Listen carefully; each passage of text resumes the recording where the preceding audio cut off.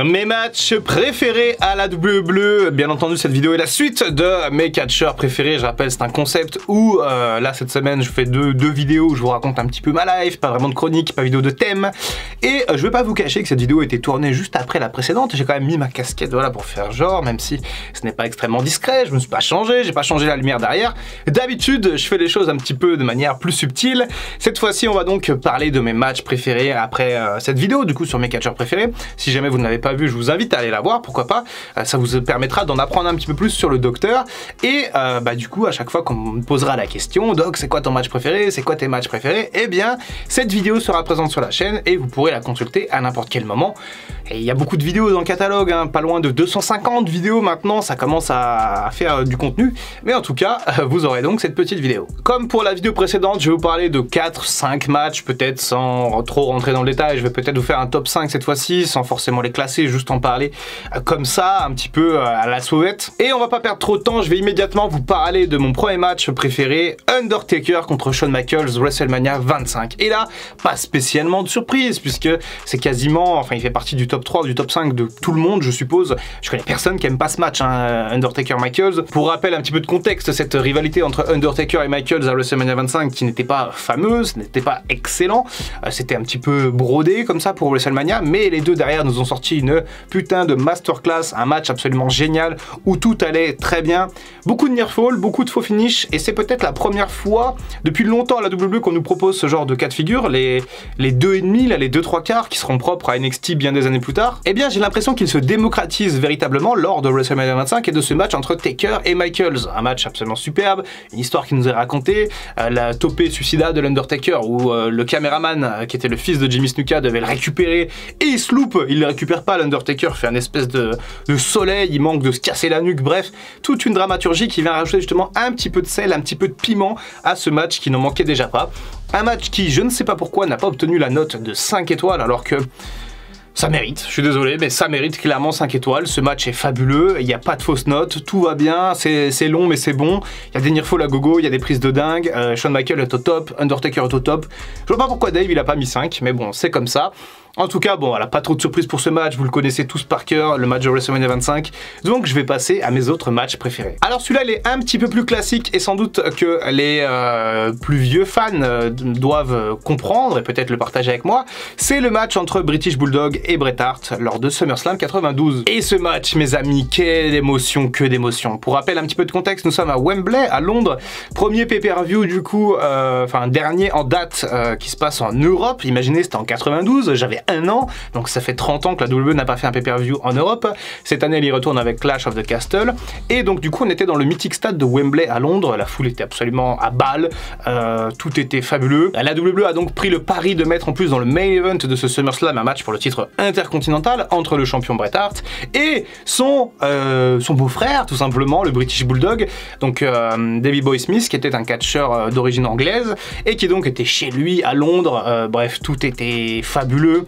David Boy Smith était la star locale, 80 000 personnes je crois qui chantaient son nom. Tellement d'ailleurs que ce pauvre David Boy Smith, eh ben, il était un peu stressé, il a pris quelques produits, quelques trucs histoire de se calmer, mais ça l'a rendu un peu tout bizarre. Il a oublié le script du match, donc Bret Hart a tout simplement dicté le match à son beau-frère. Il a pris le match en main, le match est... Et il n'est pas spécialement incroyable, techniquement parlant, justement il y a plein de problèmes. Le British Bulldog il fait nimp, à certains moments il se loupe, il y a certains moments où Bret Hart lui met des coups legit, il lui met des vrais coups pour le réveiller en mode oh qu'est-ce que tu fais là, réveille-toi. À un moment donné il y a une prise de soumission où le British Bulldog il doit s'en sortir, il doit faire le mec et tout, et en fait il le fait pas, et donc Bret Hart il le relève, il lui met un gros taquet, il lui dit ouais stay down, je sais pas quoi. Et ensuite derrière, bon, ils refont la prise et ça se passe bien, mais bref. Et j'aime beaucoup un peu surtout la dramaturgie du match et cette émotion en fait, puisqu'en fait il y a la sœur de Bret Hart, du coup Diana Hart, qui est la femme du British Bulldog, et il y a beaucoup de plans de caméra sur elle, en mode qui est-ce qu'elle soutient, son mari ou son frère, c'est compliqué. Un match pour le titre intercontinental, en plus il y a beaucoup d'enjeux. Et le British Bulldog parvient à battre Bret Hart sur une roll-up zone, en plus à la fin, la foule explose de joie, c'est incroyable, c'est fabuleux. Et à la fin, Diana arrive sur le ring, elle lève le bras du British Bulldog, elle lève le bras de Bret Hart, tout est bien qui finit bien, les trois sont un câlin et là... Là, c'est chef-d'œuvre, c'est chef-d'œuvre. J'adore ce match, j'adore ce match. C'est une masterclass pour moi, franchement. C'est le catch, c'est pas que des grosses prises, c'est pas que des finishers, c'est aussi du storytelling, c'est aussi de l'émotion. Et ce match de 92, eh ben, c'est parfait, ça mériterait 6 étoiles, 7 étoiles. Allez, on reste en 92 avec un autre match qui m'a particulièrement impacté, Randy Savage face à Ric Flair, du coup lors de WrestleMania 8. Et si jamais vous avez regardé ma précédente vidéo sur du coup mes catcheurs préférés, vous le savez maintenant, ce sont deux de mes catcheurs préférés, Flair et Savage. Les deux croisent le fer à WrestleMania 8 pour le titre de champion de Ric Flair. Flair est heel, Savage est face. Il y a une storyline absolument dingue où Ric Flair se serait tapé la femme de Savage, Miss Elizabeth, avec des clips et tout, des montages, enfin c'est vraiment super. Et le match est très bon, à WrestleMania 8. Quel dommage que ce ne soit pas le main event. On ne reviendra pas une fois de plus sur ce choix douteux d'avoir mis Hogan contre Sid en main event de WrestleMania 8. Je ne veux plus en parler, c'est terminé, j'en ai déjà trop parlé. En tout cas, du coup, Savage qui bat Flair au terme d'un match génial. Franchement, ce match, il est fabuleux. Ça fait partie des meilleurs matchs de Ric Flair, carrément, et puis même de Savage. Enfin, tout marche bien, il y a beaucoup d'overbooking comme dans ce match.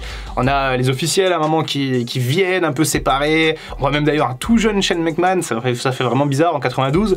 Mais voilà, victoire à la fin de Savage qui terrasse Ric Flair et qui devient champion une nouvelle fois à WrestleMania 8.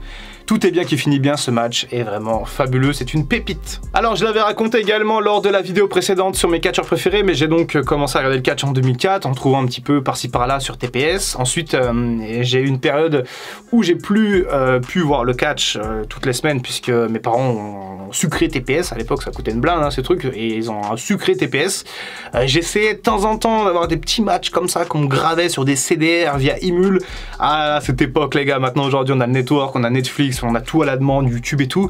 À l'époque, si tu voulais un match de catch, tu devais aller sur Emule, taper le nom du match, essayer de le trouver en bonne qualité, le télécharger, ça prenait deux plombes, et ensuite il fallait espérer que ce soit pas un porno, hein, parce que, eh oui. Emule, c'était un site de peer-to-peer, donc de partage, et en fait, il y a plein de gens qui téléchargeaient du porno, mais qui renommaient ça d'une autre manière pour pas se faire gauler par leurs parents de leur PC, et bah, John Cena, Triple H, WrestleMania 22, c'était en fait pas vraiment ça, donc bon. En tout cas, dès 2007, 1+1, du coup, la firme anglaise, je crois, lance les DVD de catch en France, et là, les amis, ça a totalement changé ma vie, ça a bouleversé ma vie.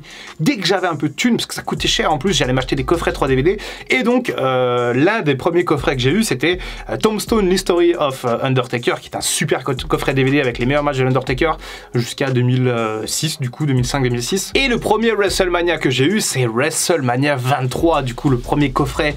Et donc ça veut dire que c'est l'un des WrestleMania que j'ai le plus vu de ma vie, sans doute celui que j'ai le plus vu, puisqu'il tournait en boucle sur mon tube cathodique à l'époque. Et donc tout ça pour en venir à l'un de mes autres matchs préférés, Batista contre l'Undertaker à WrestleMania 23. La testostérone les gars de ce match, c'était vraiment génial. Batista qui était champion du monde poids lourd, qui avait jamais perdu pour le titre, il l'avait rendu fin 2005 mais parce qu'il était blessé. Ensuite il l'avait récupéré en 2007, là c'était l'Undertaker qui venait l'affronter, l'Undertaker qui avait gagné le Rumble en attendant. L'Undertaker qui avait jamais perdu à WrestleMania, bref, tout était fait pour avoir un match fabuleux à WrestleMania 23, et c'est exactement ce qu'on a eu. Alors ce match, il est très souvent sous-estimé, les gens ne s'en rappellent pas trop, mais Batista Undertaker, oh là, c'était vraiment fabuleux. La storyline pendant toute l'année 2007 était bonne, mais ce match de WrestleMania était particulièrement bon, il a terriblement volé la vedette, et là vous savez, rien que d'en parler, j'ai envie d'aller le voir.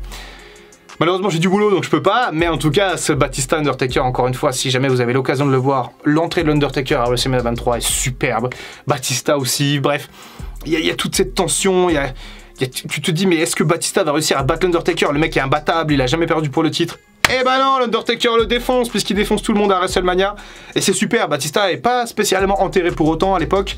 Ça se passe très bien et franchement, bah, j'adore ce match. Allez, un petit dernier pour la route, un 5e match. Et encore une fois, je vais pas être extrêmement original. Je vais vous parler d'un match de WrestleMania 28, du coup assez récent, The End of an Era. Triple H contre l'Undertaker 11 et Hell in a Cell avec Shawn Michaels en tant qu'arbitre principal du match. Ce match, c'est une merveille de storytelling, c'est une merveille de catch, c'est une merveille d'émotion, tout est bien dans ce match, c'est un peu long certes, presque 40 minutes, mais C'est fabuleux, c'est fabuleux. End of an Era, c'est fabuleux. Cette histoire, cette rivalité sur 2 WrestleMania entre Triple H et Undertaker est très bien écrite, avec Undertaker qui arrive à battre Triple H à WrestleMania 27, mais qui se fait défoncer. Il finit sur une civière, il revient l'année d'après, il se coupe les cheveux. Bon, ça, c'est les affres des années de la calvitie. Et on a donc cette conclusion, la fin d'une ère, et bien sûr, puisque Shawn Michaels, Triple H et Undertaker, c'est la nouvelle génération Attitude Era. C'est en 96, ils étaient les 3 dans le roster. En 96, imaginez, là on est en 2012, et ça se passe magnifiquement bien. Triple H, il est plutôt bon dans ce match, mais il se fait laminer. On sent la vengeance, on sent que le booking est plutôt bien fait, bien cohérent, bien logique. Et à la fin, il sait qu'il a perdu, mais il va quand même essayer d'affronter l'Undertaker jusqu'au bout. Et il y a Shawn Michaels aussi au milieu, à un moment qui met un soutien de musique à l'Undertaker. Il y a ce tombé là, 1-2, on se dit c'est fini. L'Undertaker sort à 2,75. C'est super, franchement ce match, pareil, hein, si jamais vous êtes un peu des nouveaux fans de catch, que vous êtes entrés là durant la décennie 2015, 2016, peut-être plus récent, j'en sais rien, et que vous connaissez pas ce match de WrestleMania 28 en 2012, foncez, trouvez-le, prenez le network, 10 balles, vous regardez tous les 5 matchs là, que je vous ai donnés, bah, ce sera déjà rentabilisé. Bon, on peut voir qu'il y a beaucoup de matchs WWE dans ma liste, je vais quand même vous parler d'un match qui n'est pas WWE et qui fait aussi partie de mes matchs préférés, peut-être mon match préféré all time, vraiment, parce que ce match il est incroyable, mais il n'est pas très connu puisqu'il n'a pas été à la WWE. C'est Kenny Omega contre Kazuchika Okada lors de Dominion 2018 2 of 3 Falls. C'est un match absolument génial. Cette rivalité entre Omega et Okada du côté de NJPW, du coup, c'est au Japon. C'était franchement sensationnel, et ce 2 of 3 Falls à Dominion 2018, je crois que c'est mon match préféré all time. N'hésitez pas à me dire dans les commentaires quel est votre match préféré à vous, et puis voilà, je me ferai un plaisir comme d'habitude de vous lire. 2 vidéos comme ça, un peu confession, un petit peu je raconte ma vie, je pense que c'est assez pour le moment, j'en referai peut-être plus tard. D'autres projets arrivent sur la chaîne, et puis en septembre également pas mal de trucs assez nouveaux, donc voilà, restez bien branchés, abonnez-vous, likez, clochez, enfin vous connaissez maintenant. Donc voilà, n'hésitez pas. C'était Dr Wrestling, on se retrouve très bientôt pour une nouvelle vidéo. En attendant, comme d'habitude, prenez soin de vous. I can feel the blood creeping up from the heathens. Got will, got fight, got pride, got reason. If they wanna go eat, then you know I'm gonna feed them. If you're coming for me, hope you're ready for a demon.